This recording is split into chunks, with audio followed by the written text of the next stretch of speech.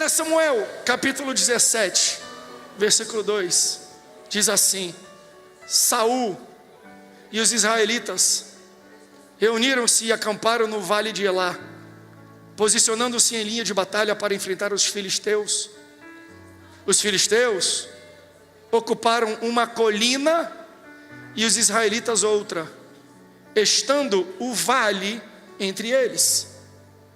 Um guerreiro chamado Golias, que era de Gate, veio do acampamento dos filisteus e tinha 2 metros e 90 centímetros de altura. Deixa eu parar por aí.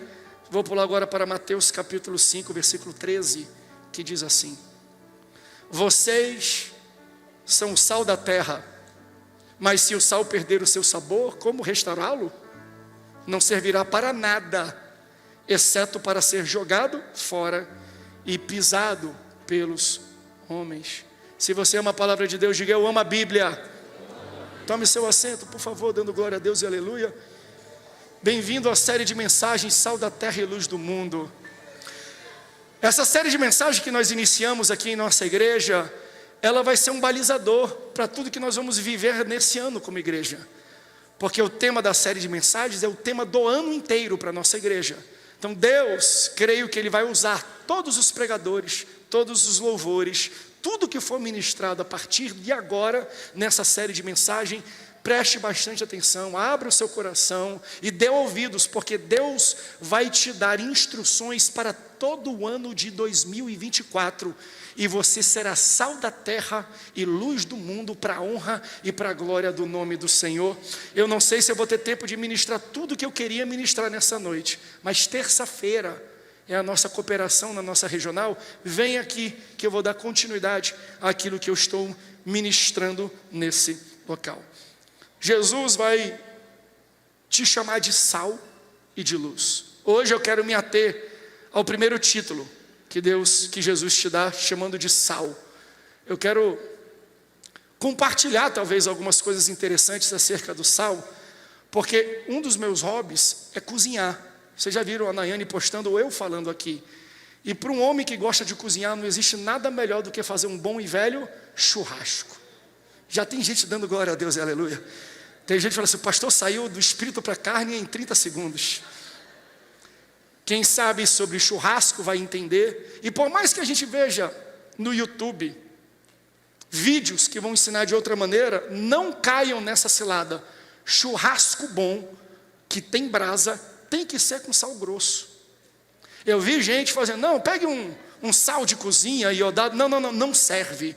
Você tem que entender que cada sal serve para um tempero diferente. Se cada sal serve para um tempero diferente, para uma receita diferente, existem vários tipos de sal. E tem o sal grosso, que é para carne, ou sal de parrilha. Se você for fazer uma salada, você vai usar um sal refinado do Himalaia, porque ele é mais suave, ele é mais leve. Se você vai fazer outras receitas, tu usa o sal de mesa, o sal de cozinha, iodado, normal, para fazer essas receitas. Mas entenda, se você pegar um sal de parrilha, um sal grosso, e colocar na salada, você já experimentou fazer uma salada de alface, tomate, cebola, e colocar sal grosso? Tente colocar. Mas salga, mas não é o sal adequado e correto para aquela culinária, para aquele prato. Então, quando eu leio o texto, e quando Jesus vai me chamar de sal, e para mim o principal tempero que existe hoje para fazer culinária é sal. É a base de tempero de todas as culinárias do mundo inteiro. Por exemplo, no Brasil a gente é muito baseado em usar cebola e usar alho, e a gente bota um sal para temperar e para dar um balanceamento. Mas tem países que não usam alho, mas usam sal. O sal é o principal tempero para a culinária e para melhorar e trazer e extrair o sabor daquilo a qual ele está sendo colocado. Mas a gente precisa entender quais são os tipos de sal e quais os ambientes, quais os pratos, quais receitas que eles mais se encaixam. Porque quando Jesus diz que nós somos sal, o que ele está falando é: cada um de nós tem um tempero. E onde é que está o tempero? E aqui eu quero fazer uma brincadeira com palavras. O tempero que Deus nos dá está dentro do nosso temperamento. Cada um de vocês aqui nessa igreja, e eu sou assim, a Nayane é de um jeito, cada um de nós temos um temperamento diferente. E a gente tem que entender que o nosso temperamento é o nosso tempero, e ele precisa ser inserido em ambientes que são propícios a ele. Tem muita gente que não avança em áreas da vida porque se acha desqualificado. Você não é desqualificado, você só está deslocado no local errado, porque o tempero e o temperamento, a unção, o chamado que Deus te deu, não é para o ambiente que você está, mas quando você encaixa, encontra o seu ambiente, você vai perceber que tudo que Deus te fez e te deu é exatamente o que você precisava para cumprir o seu chamado. Então, o seu temperamento, o seu tempero, ele é feito para locais específicos. O título dessa mensagem é: temperamento é tempero. Quando eu estou falando de temperamento, eu estou falando de personalidade, estou falando de características que você tem.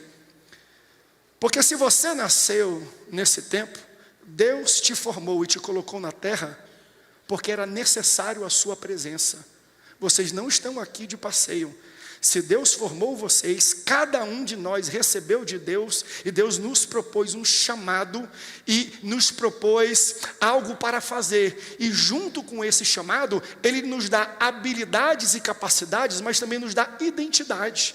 Porque o nosso Deus é o Deus da providência. Pró significa antes, vidência vê. Então o nosso Deus vê antes da gente. E quando Ele vê uma necessidade que o mundo tem, Ele volta lá atrás e forma alguém. E coloca nesse alguém características de temperamento, características de fisionomia, características de jeito de ser e de personalidade. Porque a sua personalidade foi levada em consideração quando Deus te deu o teu chamado. Isso aqui a gente precisa entender. Eu não estou tratando, já que a gente está falando de sal da terra e luz do mundo, nós vamos pregar muito sobre o mundo, sobre lá fora. Mas antes de te colocar lá fora, eu tenho que tratar você. Isso aqui está sendo uma indústria de sal. Eu estou pegando um sal bruto e estou começando a lapidar o sal para você entender qual é a característica que você tem, para você saber identificar para que você foi feito, para você não ser rejeitado lá fora e você largar a mão do chamado que Deus colocou na tua vida. O que eu estou falando é que Deus te customizou para o tempo que você está inserido. O teu jeito, o teu temperamento, a forma que você é. Se você é triste, se você é alegre, se você fala alto, se você fala baixo, a tua personalidade, ela é necessária para cumprir aquilo que Deus propôs para a tua vida. Então, quando Deus nos forma, Ele não nos dá apenas habilidades, mas Ele dá para a gente identidade. Habilidade é quando Ele nos dá uma capacidade para cumprir o chamado. Identidade aponta para a forma como nós cumprimos a habilidade. Por exemplo, se Deus me chama para pregar, Ele vai dar capacidades e habilidades para mim. Ele vai me dar às vezes uma boa eloquência, uma boa dicção. Ele vai me dar uma boa memória. Ele vai me dar uma forma rápida de pensamento. Mas isso é capacidade. Identidade é como eu prego. Eu tenho capacidade de pregar? Tenho. A minha esposa também. Só que a minha identidade de pregação é de um pastor assembleano. Da Nayane não, a Nayane é Favelation. Se fosse a Nayane pregando, você já teria chorado, já teria rido, já teria rolado no chão. Por quê? Porque mesmo ela tendo a mesma capacidade que eu tenho, ela tem uma identidade diferente. E identidade está apontando para uma personalidade. Olha que bonito. Quando Deus formou o teu chamado, Ele levou em consideração o propósito do teu chamado, e Ele te fez com a personalidade que você tem, com o temperamento que você tem, o seu jeito de ser. Você não é assim porque você quis, você é assim porque Deus te fez assim, e isso é requerido para o chamado e a missão que Ele tem para a tua vida. A gente precisa primeiro entender como nós somos, qual é a nossa personalidade, qual é a nossa identidade. Porque se a gente não entender isso, a gente para rápido quando as oposições se levantam, quando as pessoas não aceitam como nós somos. Deus te fez, colocou um temperamento, colocou um jeito de ser, designou uma personalidade com um propósito. Para quê? Para a gente não desistir quando críticas vierem. Por que ela fala alto assim? Por que ela Favelation daquele jeito? Por que ela é expansiva? Por que ela grita? Por que ela levanta? Porque a missão que Deus deu para ela requer esse tipo de personalidade. E para aquilo que Deus a chamou, uma pessoa caladinha não conseguiria fazer. Então você tem que entender que o teu temperamento, a tua personalidade participam e são necessários para o chamado que Deus te deu.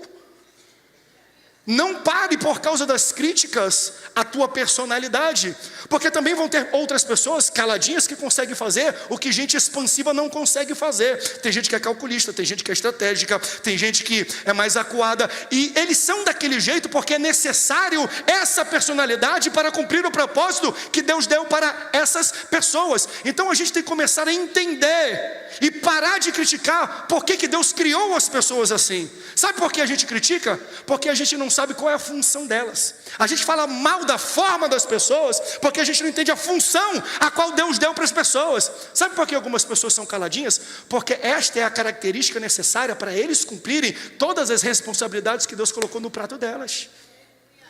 A forma como você foi feita, a tua personalidade, o teu jeito de ser, as tuas habilidades e a tua identidade são levadas em conta por Deus. Deus te fez assim porque o teu chamado e a tua missão requerem esse tipo de postura. Então, quem julga a forma não conhece a função. Então, se Deus me criou do jeito que eu sou, se Deus me criou dessa forma de ser, é porque essa forma de ser é necessária para pastorear essa igreja. Se Deus criou a Nayane da forma que ela é porque o jeito e a personalidade dela é necessária para pastorear esta igreja. Para de criticar as pessoas pela forma como elas são, porque quem critica o teu jeito de ser não entende a função que você tem. E sabe qual é o aprendizado que você precisa tirar disso aqui nessa noite? O meu jeito de ser e o seu jeito de ser tem um destinatário. Se as pessoas não gostam do teu jeito de ser, sabe qual é a resposta? Elas não são o destinatário do teu chamado. Não se abata quando alguém levanta uma crítica, porque quem critica não é o alvo, não é o público-alvo, não é o destinatário daquilo que Deus colocou na tua vida. O teu chamado e o teu propósito é a solução de um problema específico e de um povo específico. Então, se existem pessoas que não recebem a tua mensagem e o teu jeito de ser, provavelmente eles não são o destinatário da tua mensagem e do teu chamado. Então não se preocupa, porque muita gente para no meio do caminho e se abate por causa de algumas críticas. Não daquilo que a gente fala, mas da forma como nós falamos, da nossa forma de ser. Criticam se a gente fala muito alto, como a gente se veste, do jeito que a gente é. Entenda, todos que criticam não foram destinatários do teu chamado.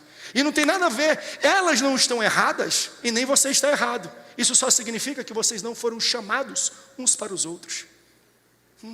Isso aqui resolve muito problema de dor, de contenda, de falta às vezes de um entendimento, de maturidade na igreja. Se existem pessoas que não gostam do teu jeito de ser, adivinha só, elas não são os destinatários da unção que Deus colocou na tua vida, só isso. E do mesmo jeito a gente tem que aprender. Vamos parar de reclamar, de falar mal daquilo que Deus está fazendo na vida dos outros, porque quando a gente fala mal, a única resposta que eu tenho é: eu não sou o destinatário daquilo que Deus derramou na vida daquele camarada. É por isso que eu falo mal, mas tem muita gente recebendo, porque quem Deus preparou para ser o destinatário do meu chamado e da minha unção e do meu jeito de ser, essas pessoas me recebem, essas pessoas me aceitam, essas pessoas me admiram. Então Deus não é apenas aquele que dá a unção e as características do teu temperamento, é aquele que te dá o destinatário da tua mensagem.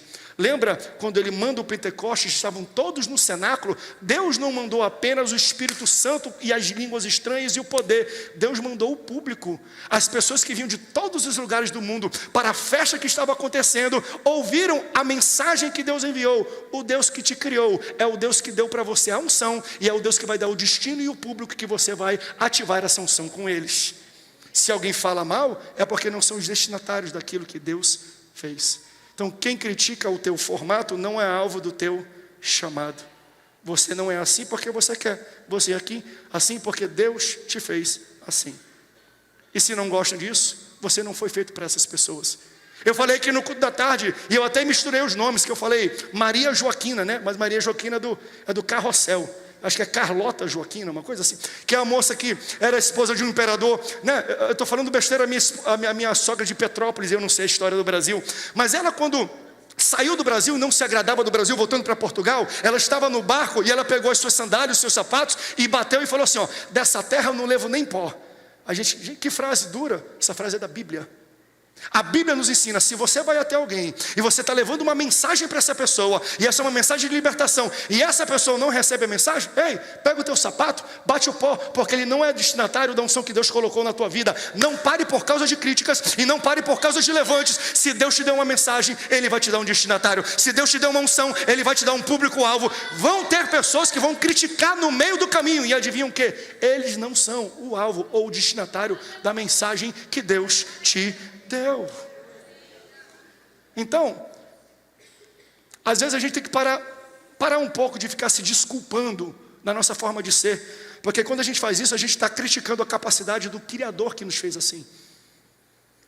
Você fala alto porque Deus quis que você falasse alto. Você é barulhento porque Deus quis que você fosse barulhento. Você fala baixo porque Deus queria que você fosse assim. Você é manso, tranquilo, você é sossegado, você é favelejo, porque Deus te criou assim. A tua missão requer esse tipo de personalidade. Ai meu Deus, eu estou pregando isso aqui para alguém. Então eu quero tratar um pouco o sal que está aqui dentro desse saleiro, para quando for jogado lá fora, não fique desesperado. Ai, não receberam a minha mensagem, não receberam a minha palavra, o meu evangelho. Não se preocupe, o Deus que te enviou vai enviar um destinatário para você também. E essas pessoas vão receber o que você tem. Porque eu leio um pouco na Bíblia, eu vejo grandes homens e mulheres de Deus que ao invés de ficar se desculpando pela forma que foram criados, pelo contrário, são gratos. Davi é um deles.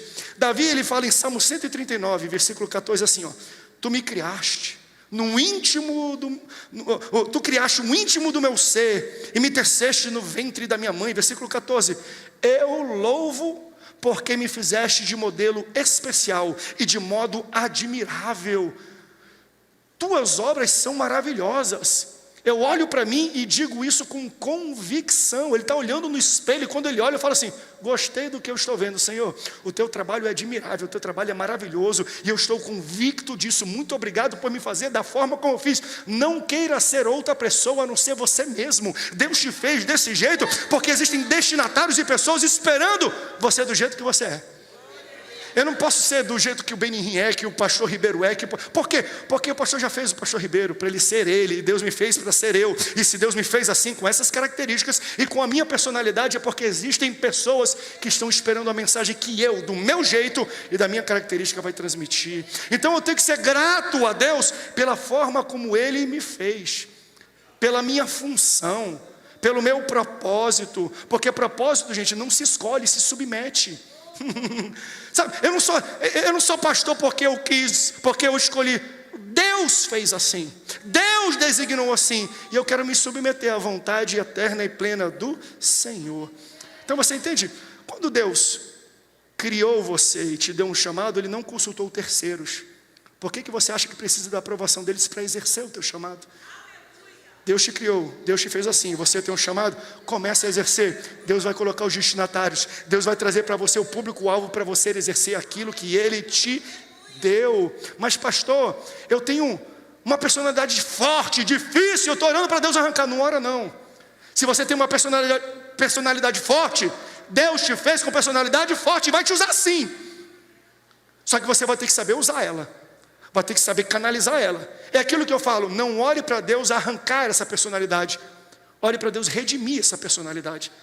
Ah, mas eu sou bravo demais, sou cabeça quente, pavio curto. Pastor, Deus quer usar a tua cabeça quente, o teu pavio curto para resolver problema que gente passiva não resolve.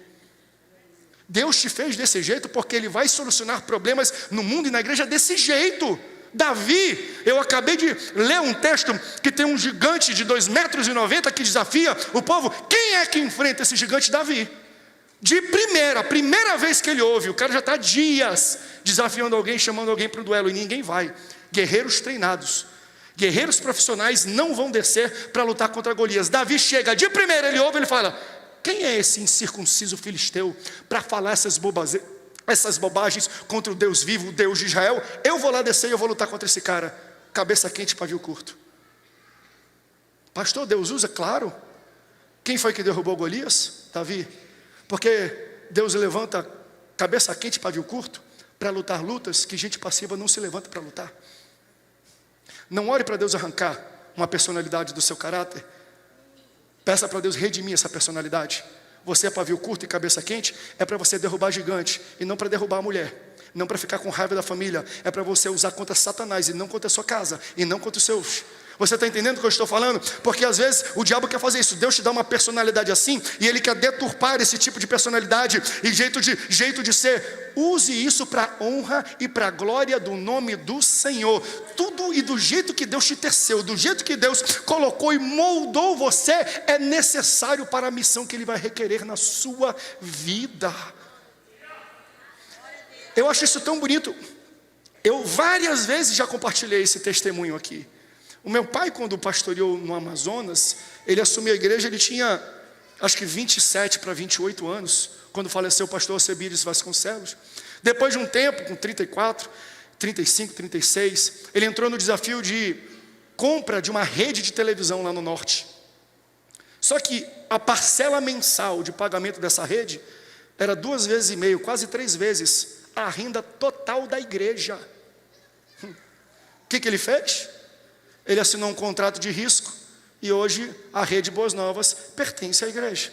Mas se você chega com o pastor Samuel de 67 anos de idade hoje e apresenta o mesmo contrato, ele ia ler e fala assim, não assino não. Por quê? Porque na idade que ele já está mais experiente, faz muito cálculo. Então Deus usa até a ingenuidade da juventude para fazer coisas loucas que pessoas experientes não conseguem fazer. Ah, mas eu sou muito ingênuo. Deus vai usar a tua ingenuidade. Deus vai usar a tua inexperiência para a honra e para a glória do nome dEle. Tem alguém que está entendendo? Eu não sei se você está entendendo o que eu estou pregando. Eu não estou falando para você ser inconsequente, mas você acredita que mesmo na inconsequência da juventude, Deus pega, levanta um garoto pequeno e fala, eu vou lutar contra essa máquina mortífera, esse matador. Só que ele não vê isso, ele fala, isso aí é um incircunciso. Porque ele não tinha experiência. Tinha experiência com leão e urso, pastor. Eu sei que ele tinha, mas aquilo não era um leão e urso. Aquilo falava alto, aquilo tinha armadura, aquilo era matador, aquilo era conhecido. Mesmo assim, ele usou a loucura de um jovem para fazer aquilo que profissionais e experientes não conseguiam fazer. Você entende que Deus usa a tua personalidade do jeito que você é, para que o nome dEle seja glorificado. Entendeu? Todo o propósito que você tem, Deus criou você do jeito necessário para se adequar a esse propósito. Mas eu quero entrar um pouco no tema da nossa série de mensagens. Todo o propósito, ele deve ser exercido e se manifestar, ser expresso em um local, em um lugar. Nós somos ficcionados na pergunta qual, o quê? Qual é o meu propósito? Qual é o propósito da vida? O que eu nasci para fazer? Não é errado você fazer essa pergunta, mas incompleta, dá mais um passo. Não pergunte apenas para que você nasceu, mas pergunte para quem e para onde você nasceu. Para onde eu fui criado? Para quem eu fui criado? Jesus nos ensina isso. Ele diz assim, o Espírito Santo está sobre mim, porque Ele me ungiu para... Jesus sabia que era ungido, mas não apenas sabia que era ungido, Ele sabia para quem e para onde. Ele me ungiu para pregar boas novas aos pobres, para libertar os cativos, para trazer cura aos enfermos e para anunciar um ano aceitável do Senhor. Eu sei que você... Pastor, eu tenho propósito, eu sei qual é, mas tu sabe para quem é e para onde é, porque todo propósito precisa ser manifesto em um lugar. Você quer saber para onde Deus te criou? Você quer entender para que lugar você foi formado por Deus? Eu vou te ajudar numa resposta. Mas a melhor forma da gente chegar nessa resposta não é respondendo para onde você foi feito, mas é respondendo para onde você não foi feito. Sabe para onde você não foi feito? Te prepara para o susto. Você não foi feito para a igreja. Eu não estou diminuindo ou desmerecendo a igreja.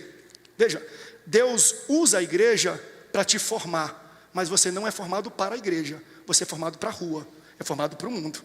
A igreja é o local onde Deus te equipa para você desempenhar a tua missão, mas a tua missão não é dentro da igreja, a tua missão é lá fora no mundo. Você não é sal da igreja e nem luz da igreja. Aqui você recebe sabor, aqui você recebe luz, mas você tem que levar essa luz lá para fora. Então você é criado pela igreja, mas não para a igreja.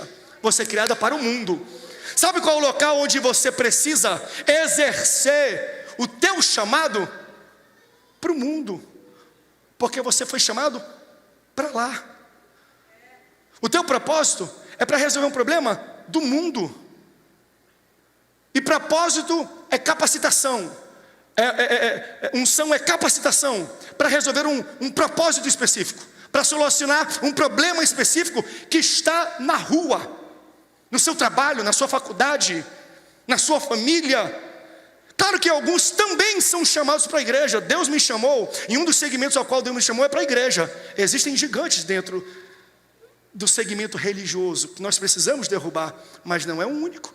Mas a igreja é o local que eu recebo palavra, recebo capacitação, recebo poder. E hoje eu não sei você, mas eu estou recebendo uma carga de unção do Espírito Santo aqui nesse local. Você entende? Então hoje você está sendo construído pela igreja, mas não para a igreja, para o mundo. Porque mais do que receber unção no domingo à noite, eu preciso de unção para segunda de manhã. Entende? Você recebe aqui e você exerce lá. Você recebe aqui e você exerce lá. Então Deus te molda na igreja, mas você não é moldado para ela. Você é moldado para o mundo. Sabe por quê? Porque quando a gente não sai para resolver os problemas lá fora, a gente fica aqui dentro e a gente transforma isso aqui em um local de problema. Se eu não sei qual a minha unção e eu não sei qual problema eu devo resolver, eu me torno um problema. E eu trago o problema e formo um problema dentro da igreja. Porque eu não consigo ver qual é o valor que eu adiciono lá fora no mundo. Quando eu não sei o valor que eu adiciono lá fora no mundo, eu me torno territorial, eu me torno possessivo, eu me torno combativo, eu me torno competitivo dentro da igreja. Deus não levanta crente para ser competitivo dentro da igreja. Você tem que ser competitivo por território fora da igreja. As portas do inferno não prevalecerão contra a igreja. É a gente dando para assim: sai daqui, inferno, que essa geografia é nossa, esse colégio é nosso, esse espaço é nosso, esse bairro é nosso. Só que crente não está fazendo isso no bairro, no colégio, está fazendo dentro da igreja. Está sentado na minha cadeira, eu que sou o líder disso, eu que sento ali, eu que falo primeiro. A gente está brigando por metro quadrado dentro da igreja, quando Deus está chamando: sai da igreja, meu filho, porque tu entendeu que você não foi ungido para ficar dentro da igreja. A igreja te dá unção para você ir lá para fora. Expande lá fora, cresce lá fora, exerce lá fora, faz lá fora. Porque se a gente não sai, a igreja acaba se tornando a minha única fonte de significância. Você não foi feito para a igreja, você foi feito por ela, pela igreja, mas para fora. Deus está te dando hoje sabedoria, Deus está te dando autoridade, Deus está derramando uma unção para você entender. Ele já te deu todas as características.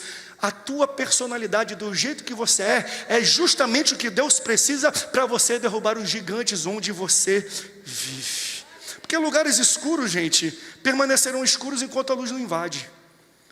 A gente tem que sair para iluminar os locais escuros. Só que você já percebeu que a gente vive um grande dilema na igreja. Quando eu digo na igreja, de uma forma mais generalizada, e não quero apontar dedos, porque quando alguém ousa querer iluminar, a própria igreja apedreja. Quando alguém ousa levar uma lanterna para um local, acender uma lâmpada, a gente quer quebrar a lâmpada, a gente julga, a gente fala mal. Por quê, pastor? Porque as pessoas têm uma visão diferente da nossa, e a gente acha que a nossa visão é correta e a deles é errada. Quer ver um exemplo disso?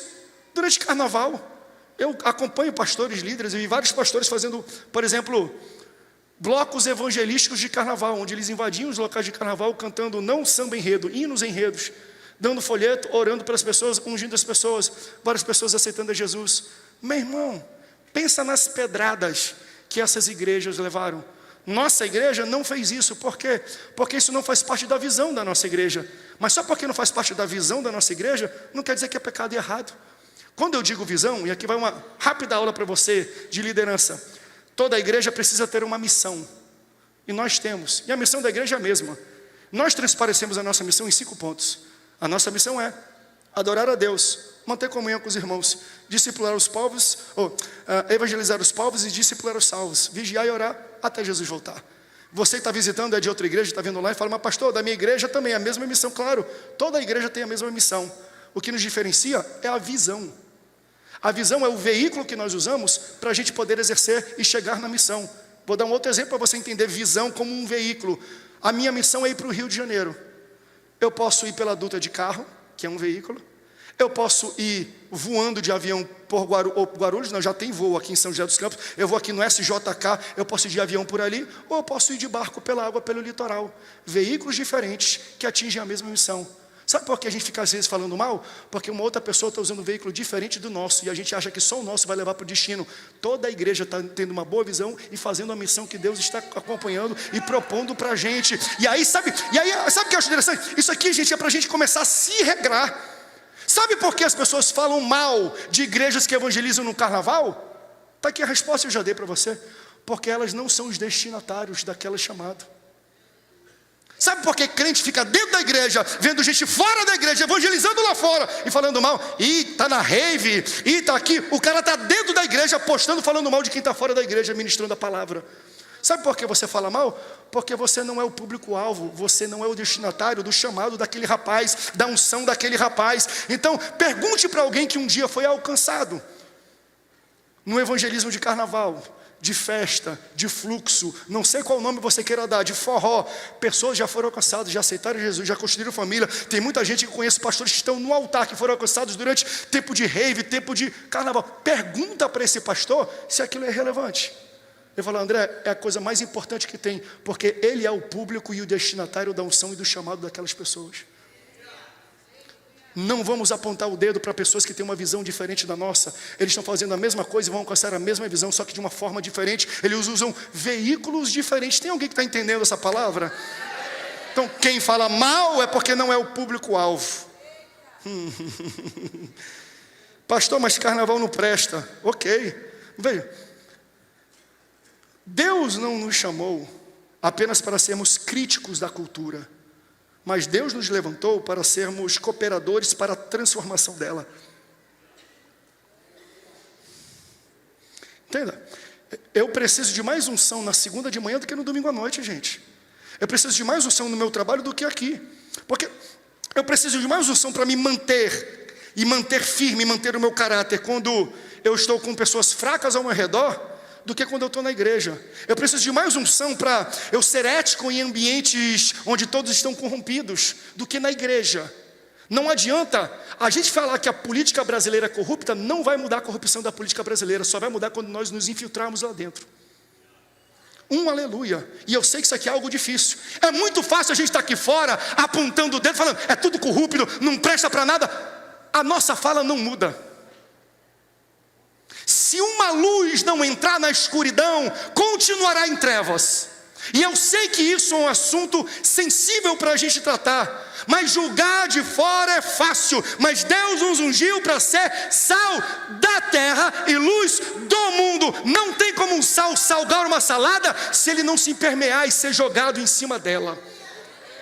Por isso que Deus vai ter que levantar homens e mulheres para todos os cargos de níveis de poder político. Nós vamos enviar missionários parlamentares, homens de Deus que vão ocupar cadeiras no legislativo, no judiciário, em executivos. A gente tem que preparar uma rapaziada para ser sal e luz. E sabe qual é a minha oração? A minha oração é que Deus derrame sobre eles a unção da graça da garça. Quem já ouviu a unção da graça da garça?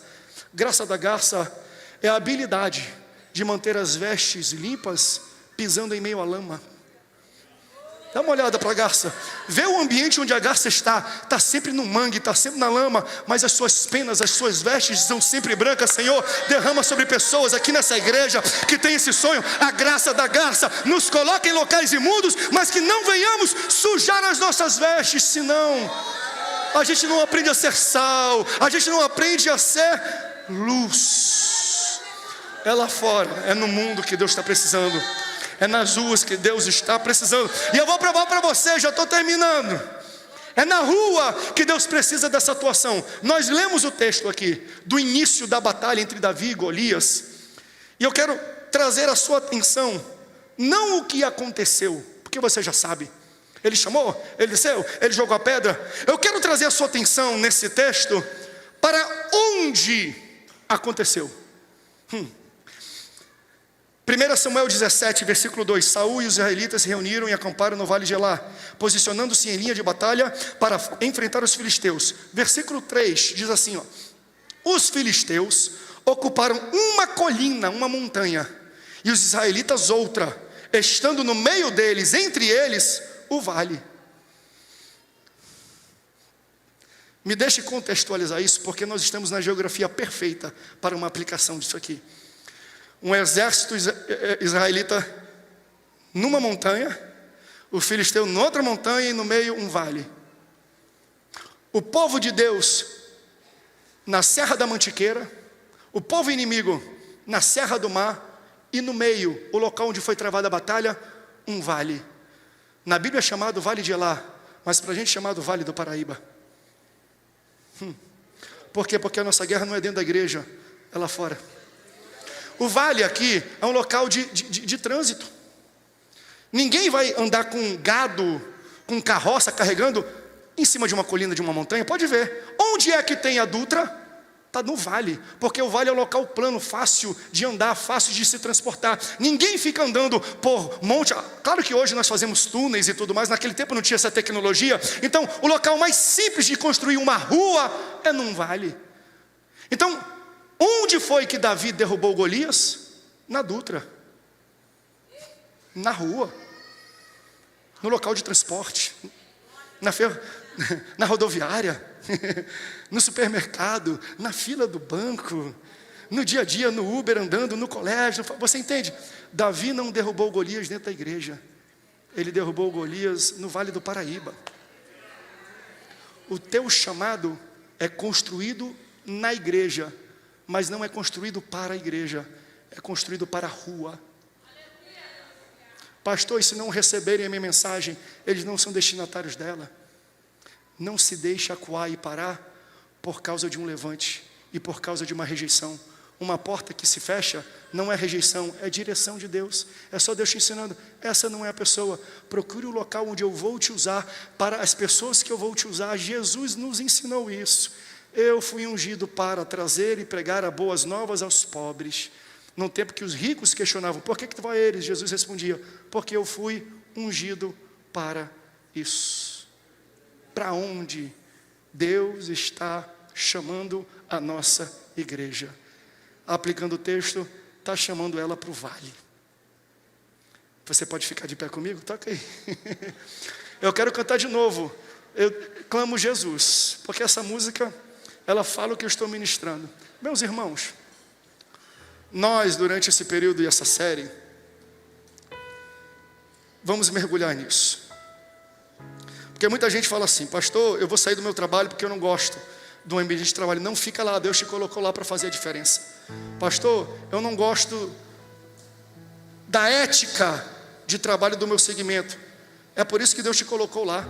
É para você modelar algo diferente e mostrar que dá para ser ético e ter sucesso.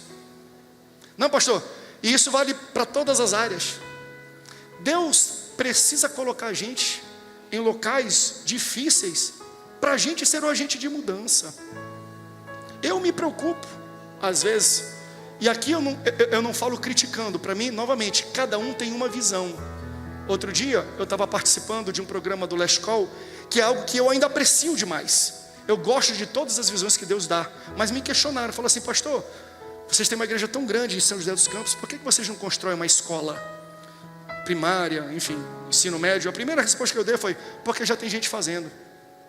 E a minha visão é justamente essa. Se você quer fazer o que ninguém faz, você tem que deixar de fazer o que todo mundo faz.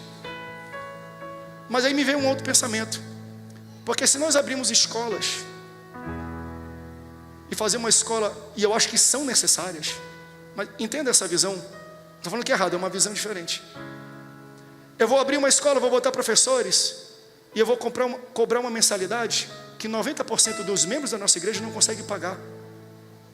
Não só isso, eu vou colocar todo mundo aqui e vou falar assim, tá vendo, a escola pública não presta para nada, não ensina nada. É claro, não tem crente lá, a gente está tirando todos os crentes, botando todo mundo dentro de uma mesma gaiola. Eu acho que precisamos disso aqui para preparar, mas a gente não pode viver bitolado não, gente. Não adianta falar que escola pública, que política, que aquele outro ambiente não presta, não funciona. Por quê? Porque a gente sai deles, e se alguém quiser fazer alguma coisa, criticam. Quem está entendendo o que o Espírito está ministrando aqui no coração dessa igreja? Venha terça-feira, que eu vou falar sobre, eu li um livro que tem me marcado, e a gente já iniciou uma iniciativa com isso, eu falei com vocês, para a gente levantar garotos e garotas, um projeto chamado A Base Vem Forte, porque existem 7 setores da sociedade, e ele sobre isso nós temos que impactar eles. Deus me chamou para o setor religioso, para derrubar os gigantes do setor religioso, mas Deus me chamou também para o setor do entretenimento, né? Com 3 palavrinhas, com televisão. Existem vários setores, mas nós temos que primeiro entrar no setor, dominar o setor, agregar valor a ele e depois evangelizar ele. Eu quero falar um pouco sobre esses passos. Guarde isso no seu coração, e no próximo culto nós vamos deixar isso mais claro. Nós vamos lançar uma campanha que durante esse mês, 1 mês e meio, você vai escolher 3 segmentos da sua vida, tá?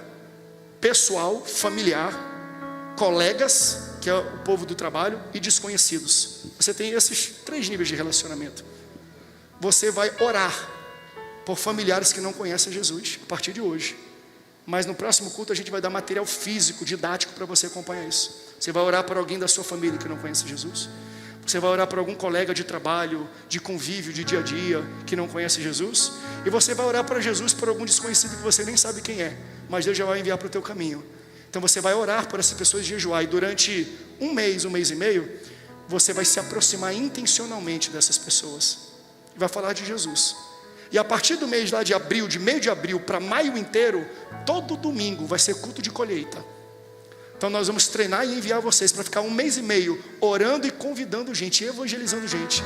Você não vai trazer essa pessoa para a igreja para ela aceitar Jesus na igreja. Ela vai aceitar Jesus lá. Aqui ela só vai fazer a decisão pública.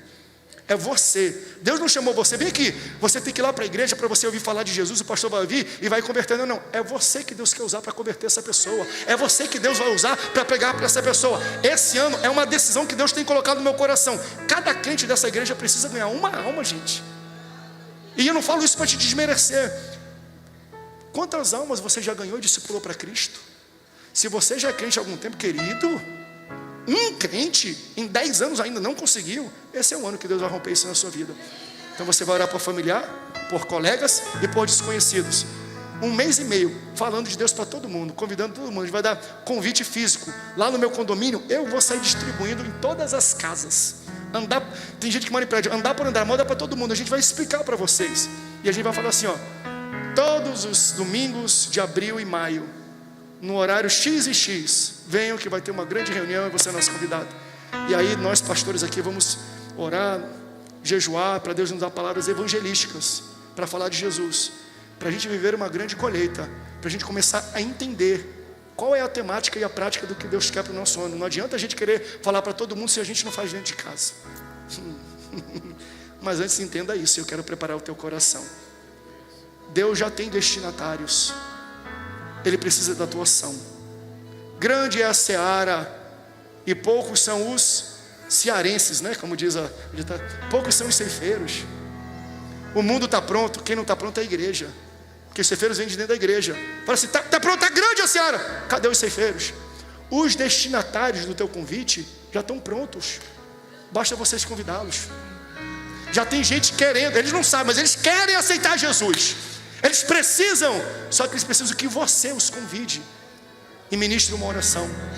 Quantos querem aceitar esse desafio que nós estamos fazendo aqui? Esse é um compromisso. Deus vai te dar uma alma nesse ano, nesse período. Você vai bater no peito e vai ter a experiência de falar, eu ganhei uma alma para Jesus. Eu falei para Jesus de alguém, convidei, ele aceitou Jesus e você vai andar com essa pessoa. É a coisa mais maravilhosa que existe. E Deus vai cumprir aquilo que Ele está ministrando aqui nessa igreja. Portanto, igreja, se prepare, afivele os cintos, que Deus vai te tornar um sal. Eu não sei que tipo de sal você vai ser. Rapaz, aquele homem é crente, é grosso daquele jeito, é sal grosso. Deus quer te usar, porque o destinatário da tua unção e do teu chamado já está pronto. É você que não exerceu o seu chamado.